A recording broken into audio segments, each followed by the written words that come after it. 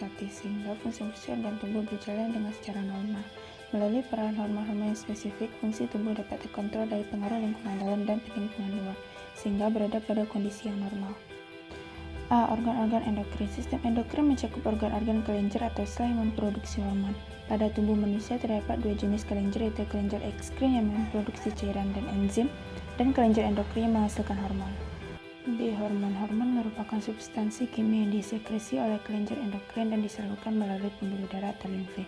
Berdasarkan struktur kimianya, hormon diklasifikasi menjadi 3, yaitu asam amino, peptida, dan lipid.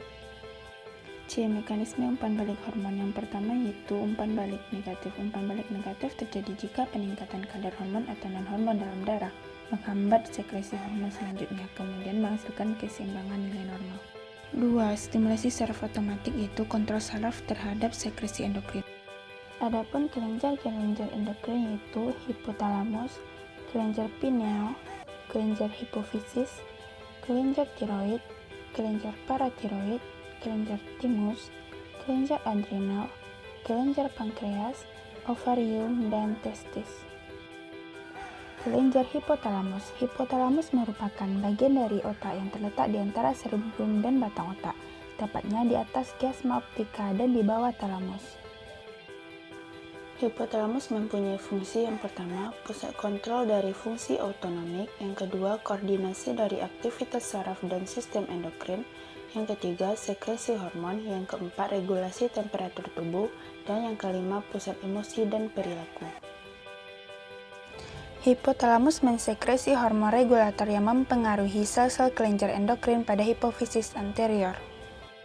Yang pertama yaitu thyroid releasing hormone, yang kedua corticotropin releasing hormone, yang ketiga growth hormone releasing hormone, yang keempat growth hormone inhibiting hormone, yang kelima gonadotropin releasing hormone, yang keenam prolactin inhibiting hormone.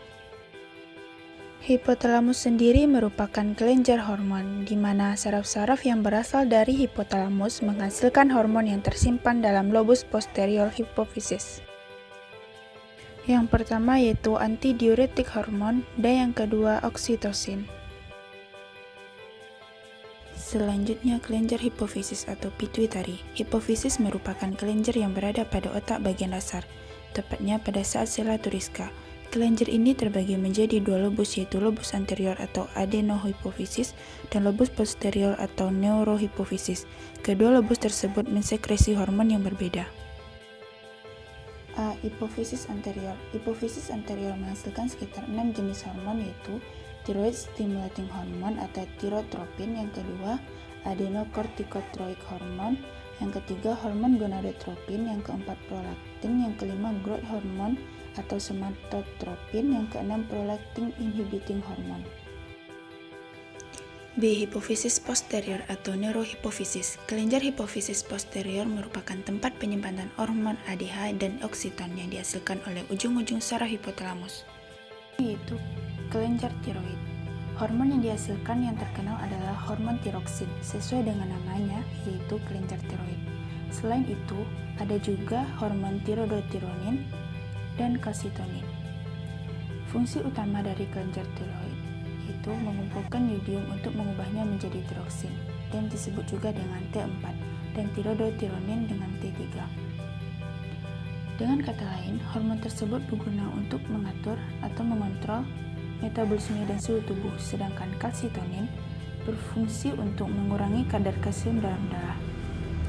Kerja dari kelenjar tiroid ini sangat dipengaruhi oleh hormon TSH atau thyroid stimulating hormone yang dihasilkan oleh kelenjar hipofisis. Jadi, TSH menstimulasi kerja kelenjar tiroid.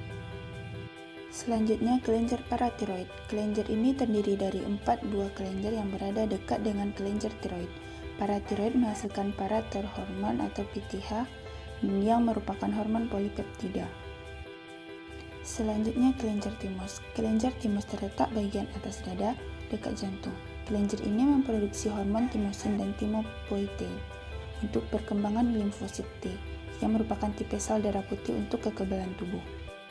Selanjutnya, kelenjar adrenal. Kelenjar adrenal berada pada ujung ginjal kanan dan kiri yang tersusun atas dua lapisan, yaitu lapisan luar disebut korteks, adrenal, dan lapisan dalam disebut medulla adrenal.